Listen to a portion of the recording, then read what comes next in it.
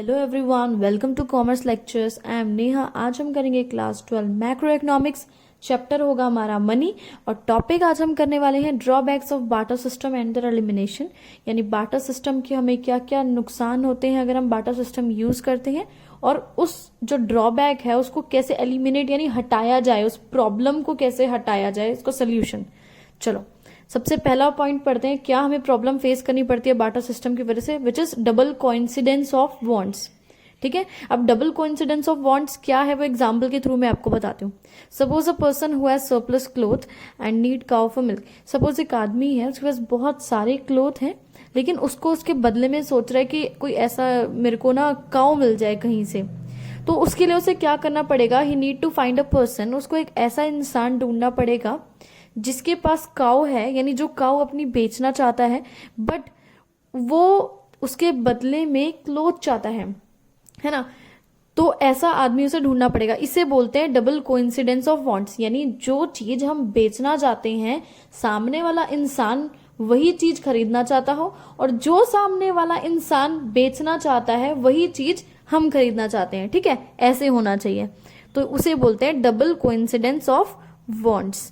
So transaction will take place only when two people require each other goods. So transaction उनके बीच में कब होगी, यानी उनके बीच में exchange कब होगा, जब दोनों को एक दूसरे के goods की जरूरत पड़ेगी। बट बार्टर सिस्टम में तो ऐसा बहुत मुश्किल हो जाता है भाई ढूंढना। लेकिन जब से मनी आया, मनी का इंट्रोडक्शन हुआ as a medium of exchange, money की वजह से ये प्रॉब्लम सॉल्व हो गई। ना goods and services can be exchange in terms of money. लेकिन अब क्या होता है, अगर आपको कोई भी प्रोडक्ट को खरीदना है, आप दुकान पे जाओगे, उसको प्रोडक्ट को खरीदोगे, उसके बदले पैसे दे दोगे, बात खत्म। सेकंड पॉइंट पढ़ते हैं। सेकंड कौन सी प्रॉब्लम हमें फेस करनी पड़ती है बार्टर सिस्टम में, lack of common unit of value. ठीक है, इसका मतलब क्या है, एक एग्जाम्पल से पढ़ेंगे। पूरा जो है ये सब एक एग्जाम्पल से पढ़ेंगे इस टॉपिक को। If a person wants to sell his bike which is half the value of cow. Suppose एक आदमी है, उसको अपनी बाइक बेचनी है, और वो क्या चाहता है कि और बाइक की वैल्यू कितनी है, half the value of cow. यानी काउ अगर सपोज 1 लाख की है तो बाइक की वैल्यू समझ लो 50,000 हो गई। ठीक है, तो उसकी बाइक की वैल्यू क्या है, काउ के आधे रेट पे। और कोई सामने वाला इंसान है, वो खरीदने को तैयार है, ठीक है भाई मैं तुम्हारी बाइक ले लूंगा, बोलता है लेकिन पूरी गाय तो नहीं दूंगा मैं तो अपनी आधी गाय की वैल्यू कैसे दूं, अब ये तो पॉसिबल है ही नहीं। तो so in barter system it is very difficult to exchange goods in terms of animals. So barter system में अगर एनिमल्स वगैरह के साथ अपनी वैल्यू निकालनी है प्रोडक्ट की, तो निकालनी बहुत ज्यादा मुश्किल है, क्योंकि कोई इंसान अपने जानवर को काट के आधा तो आपको देगा नहीं, फिर वो आपके भी काम का नहीं रहेगा और उसके भी काम का नहीं रहेगा, है ना। But now proper valuation of product is possible in terms of money. लेकिन अब जो है हम हर एक प्रोडक्ट की वैल्यू यानी कीमत जो है लगा सकते हैं मनी के टर्म्स में। ठीक है, वी कैन इजिली बाय और sell any product for any value of money. यानी अगर अब हमें कोई भी प्रोडक्ट बेचना है या कोई प्रोडक्ट खरीदना है, तो हम उसकी कीमत मनी के टर्म्स में लगा सकते हैं, 100 रुपए, 200 रुपए, 500 रुपए, है ना, ऐसे करके। नेक्स्ट आपका पॉइंट है difficulty of future payments of और कॉन्ट्रेक्चुअल पेमेंट्स। अगर आपको फ्यूचर में कोई पेमेंट करनी है किसी को, या कॉन्ट्रेक्चुअल पेमेंट है, तो उस केस में क्या होगा, बार्टर सिस्टम में बहुत ज्यादा प्रॉब्लम आएगी। फिर एक एग्जांपल पढ़ते हैं। Suppose a farmer purchased a cow and promised to give crops in return after 3 months। Suppose एक फार्मर है, उसने क्या किया, एक काउ खरीद ली है, और उसने क्या बोला कि भाई मैं 3 महीने बाद तुम्हें मेरी जितनी भी क्रॉप्स या फसल होगी वो मैं तुम्हें काट करके दे दूंगा, बस तुम मुझे क्या करो, अपनी काउ दे दो, मैं तुम्हें 3 महीने बाद अपनी फसल दे दूंगा, उसमें जितना भी गेहूं उगेगा। बट और unfortunately his crops destroyed due to heavy rains. लेकिन क्या हुआ, भारी बारिश की वजह से उसकी सारी फसल बेकार हो गई। Then it becomes very difficult for him to pay in future. अब बताओ वो फ्यूचर में कैसे देगा, उसने तो वादा किया था ना मैं अपनी क्रॉप्स दूंगा, है ना। सामने वाला तो आ जाएगा 3 महीने बाद के भाई लाओ मेरी पेमेंट लाओ, और कहा अरे मेरी तो सारी फसल खराब हो गई, बहुत मुश्किल हो जाएगी पेमेंट करनी। But money has solve this problem, now anyone can pay any amount on any future date. लेकिन अब मनी की वजह से क्या हुआ है, ये प्रॉब्लम सॉल्व हो चुकी है, अब ऐसी कोई दिक्कत नहीं है।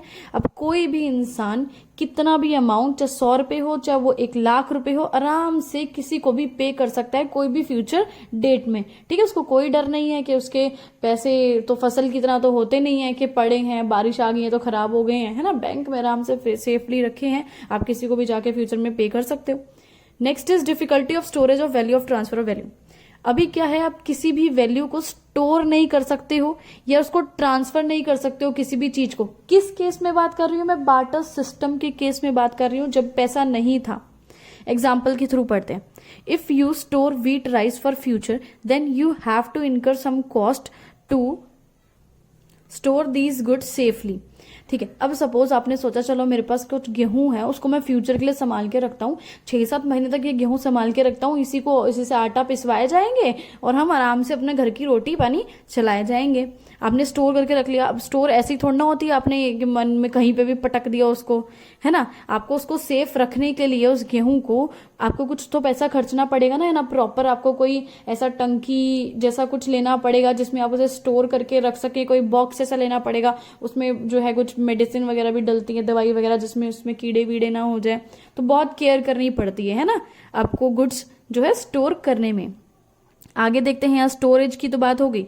And it is very difficult to transfer your savings from one place to another place. अभी सपोज क्या हुआ कि आप अपना घर बदल रहे हो किसी कारणवश, तो क्या हुआ, आपकी जो सेविंग्स है यानी जो आपने व्हीट संभाल के रखी थी, आप उसको भी वो जो जितनी भी गेहूं होगी 40-50 किलो, आप उसको भी आपको दूसरी जगह पे लेके जाना पड़ेगा। और ये आसान काम नहीं है भाई। अपने घर में वैसे ही इतना फर्नीचर होता है और आपको पता लगे गेहूं, आटा और दाल चावल चीनी आपने ये पहले से इतना स्टोर करके रखा है, तो कैसे लेके जाओगे, कितना खर्चा करोगे आप, है ना। तो ट्रांसफर करना उसको एक जगह से दूसरी जगह बहुत ज्यादा मुश्किल है। But we can save money for future date. लेकिन ये तो थी बार्टर सिस्टम की बात। लेकिन अगर मनी की बात आती है, जब से मनी आया है तब से क्या हुआ है, हम मनी को आराम से सेव करके रख सकते हैं फ्यूचर के लिए। अपने बैंक में संभाल के रखो और चाहे कहीं आप इंडिया से बाहर भी चले जाओ, बैंक में पैसा आपका सेव रहेगा। आप उसे जब मर्जी निकलवा सकते हो विदाउट इनकरिंग एनी कॉस्ट। कुछ कॉस्ट नहीं लगती है, बल्कि बैंक जो आपको उसके बदले इंटरेस्ट और देती है। And we can also transfer money easily from one place to another. और एक जगह से दूसरी जगह हम आराम से पैसे को, आजकल पता नहीं क्या क्या ऐप्स चल रही है, पेटीएम वगैरह, फोन पे, उन सबसे आराम से किसी को भी पैसा आप कहीं से भी भेज सकते हो या अपना खुद का पैसा किसी से भी कैसे ट्रांसफर करा सकते हो। तो इसी के साथ आपका ये टॉपिक खत्म हुआ। Thanks for watching this video. Please like share and subscribe.